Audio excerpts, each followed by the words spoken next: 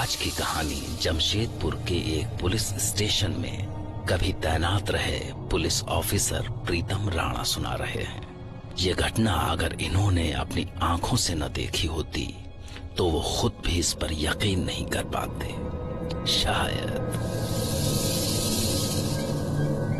शहर में पिछले 3 दिनों में ये तीसरा मर्डर था। हमें जैसे ही वायरलेस पेज की सूचना मिली, हमने उसी तरफ रुख किया। एक की इंक्वायरी पूरी होती नहीं, दूसरे का मर्डर हो जाता है। Same modus operandi, same building, flat में फ्रेंडली एंट्री और ब्रूटल मर्डर। वही तो, और इन मर्डर्स का आपस में कोई कनेक्शन ही नहीं, नजर ही नहीं आता। भगवान से मना हो राणा कि ये उसी सीरियल किलिंग का हिस्सा हो। उम्मीद ही कर सकते हैं।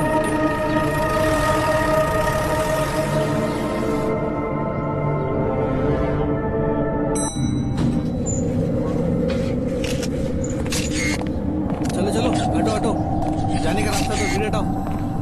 आइए सर लाश यहाँ है।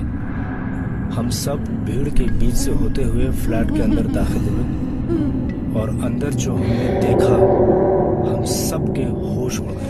फिर से पूरे फर्श पे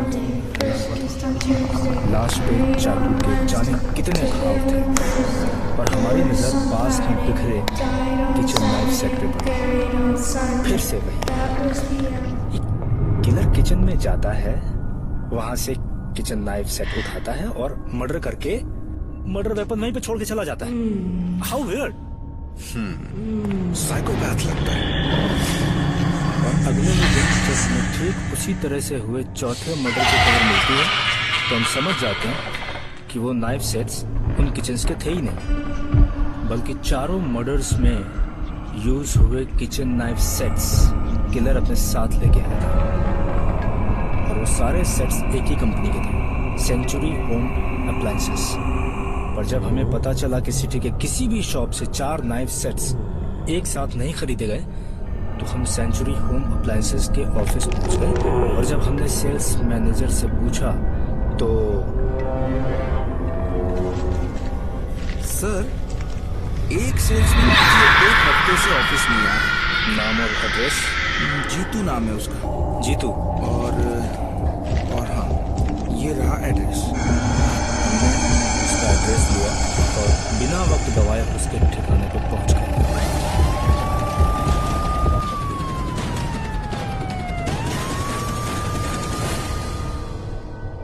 सर, मैं सेल्समैन ही हूँ। वो जीतू भी सेल्समैन ही था, मेरे साथ इसी रूम में था। सर, कितनी कोशिश करता था बेचारा, पर एक भी नाइफ सेट बेच नहीं पाया कभी। और सर, गांव पैसे भेजना तो दूर, एक टाइम खाने के पैसे कमा नहीं पाता था। ऊपर से रोज सेल्स मैनेजर की झाड़ अलग से खाता था। क्या है ये? पैसे वैसे चाहिए कि नहीं तुम्हें? जी सर। और टारगेट कौन पूरे करेगा मेरे लाल? निकलो यहाँ से, प्लीज निकलो सर। वो निकलो, और शक्ल मत दिखाना आज के बाद। सुनिए कहाँ से? सुनिए तो, क्या करे, अरे क्या करे, पूरी कोशिश करते हैं पर कुछ बिकता नहीं। अरे कुछ सोचता नहीं हमको, क्या करे। सुन, हाँ, तू गार्गल किया कर गर्म पानी से। तेरी ऐसी आवाज सुन के तो सब पहले ही डर जाते होंगे। उसके बाद तो ना सर, वो जितनी देर भी घर पे रहता, गरारे करता रहता।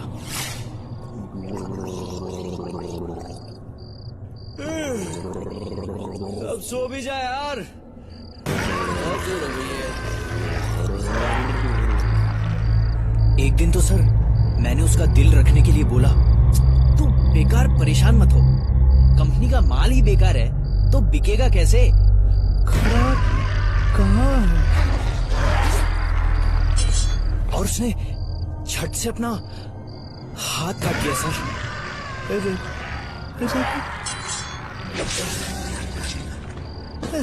अबे कैसा मक्खन जैसा कटता है। अबे ये क्या कर लिया? अपना ही हाथ काट लिया बेवकूफ। कैसा खून बह रहा है देख।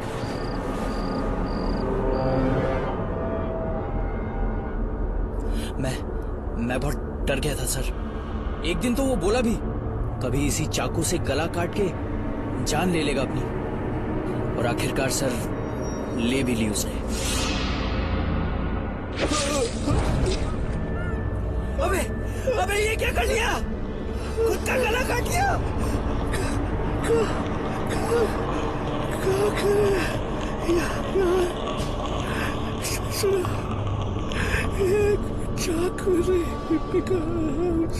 ओए ओए जीतू, जीतू उठ, ओए। आंखों के सामने जान गई सर उसकी।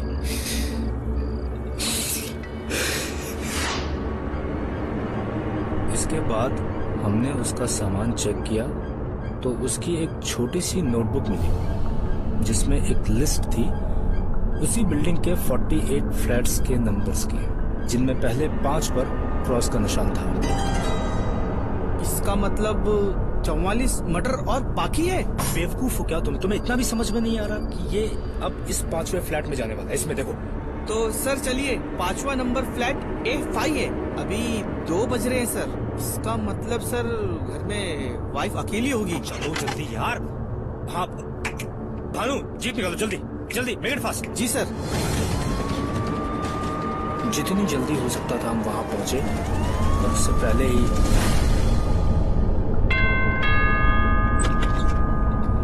हाँ, क्या काम है? मैडम जी बहुत अच्छा नाइफ सेट लेकर आए हैं आपके लिए। आप ट्राई करके तुम अगर हफ्ते भर पहले भी आए थे ना, और मैंने कहा था कि नहीं चाहिए तुम्हारा नाइफ सेट। जाओ।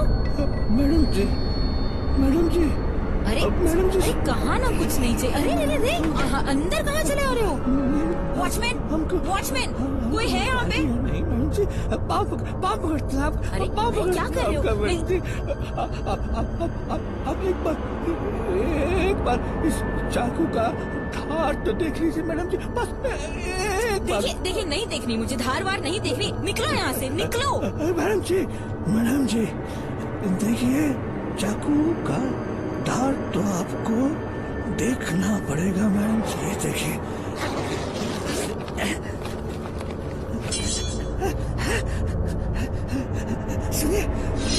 सुनिए मैडम जी, कैसा कैसा एकदम तेज धार का आवाज आ रहा है मैडम जी। सुनिए, कैसी आवाज है तुम्हारी? उफ। नहीं, हम अपनी आवाज ठीक कर लेंगे मैडम जी। आप उसकी चिंता में, आप चाकू का धार सुनिए मैडम जी। हमारी आवाज मत सुनिए, चाकू की आवाज सुनिए। देखिए मुझे नहीं देखनी है धार वार। निकलो यहाँ से, निकलो निकलो अभी। अभी हम अपना आवाज ठीक करते हैं मैडम जी।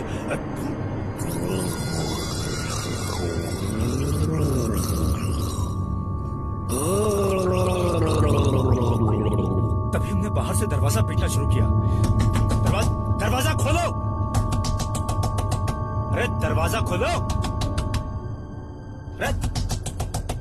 अरे दरवाजा खोलो। तभी अंदर से न जाने कैसी अजीब सी आवाज आने लगी।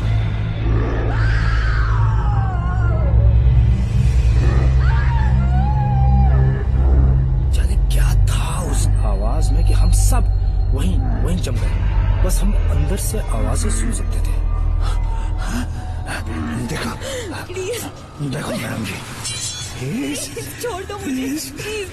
इस चाकू का धार देखो मैडम जी, देखो कैसे काटता है एकदम मक्खन पे जैसे गरम चाकू रख दिया हो मैडम जी। मैं सब खरीद लूंगी, सारे सेट। बस मुझे छोड़ दो प्लीज। नहीं मैडम जी, जब लेना था तब आप तुम्हारा करती है। काहे नहीं? इतना हाथ पैर जोड़े आपके, इतना मिन्नत की आपके, आप काहे नहीं लिए? मैडम जी कितना अच्छा धार है, देखिए ना, ये खोपने वाला चाकू है मैडम जी।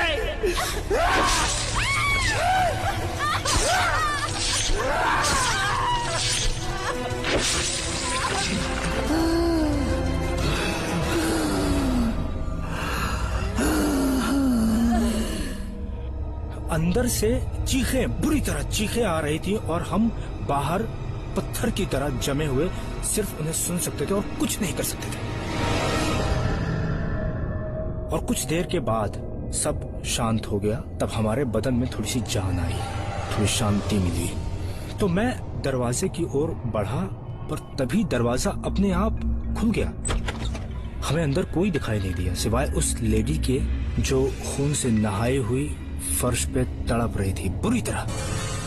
पर इससे पहले कि हम अंदर जा पाते, एक तेज हवा का झोंका आया और हम उस झोंके से उड़कर पीछे दीवार से टकराकर गैलरी में फर्श पे गिर पड़े। और उसके बाद वो हवा का झोंका गैलरी से निकल गया। सुन सुन एकदम जाज गया था। एक के बाद एक मर्डर्स हो रहे थे और हमें उन्हें रोकने का कोई रास्ता सूझ नहीं रहा था। अगले दिन कांस्टेबल भानु प्रताप किसी तांत्रिक से मिल के आया और सर जी तांत्रिक बोला है कि जितनी जल्दी हो सके सर डायरी वो जला दो। तो तू कर क्या रहा है अभी तक? निकाल उसे और लगा दे आग। पर सर वो तो एविडेंस है ना। फाड़ में गया तेरा एविडेंस। जाके एविडेंस बॉक्स से निकाल कर लेकर आओ अभी। जी सर। ये सुनते ही भानु तुरंत डायरी लेने गया, पर जब वो वापस आया तो डर से उसका चेहरा पीला था। सर पता नहीं सर कैसे हुआ, पता नहीं सर। क्या हुआ सर? अरे कुछ बोलेगा आगे? पता नहीं सर, डायरी में एक और क्रॉस है, इस बार फ्लैट नंबर A6 पर। क्या? सवाल है कि क्या किसी सेल्समैन का दर्द इतना गहरा हो सकता है कि वो खुद ही एक के बाद एक कत्ल करने लगे। पर पुलिस ऑफिसर प्रीतम राणा की आंखें धोखा कैसे खा सकती हैं? या कहीं ऐसा तो नहीं कि इन सारे मर्डर्स के पीछे उस सेल्समैन का रूममेट हो, क्योंकि वो भी तो एक सेल्समैन ही था। क्या उसके मन में भी वैसा ही दर्द नहीं छिपा हो सकता? सोचिए, मैं भी तैयार रहूंगा आपके लिए एक नई घटना लेकर, जिसे सुनकर प्रीतम राणा की तरह आप भी कह पड़ेंगे।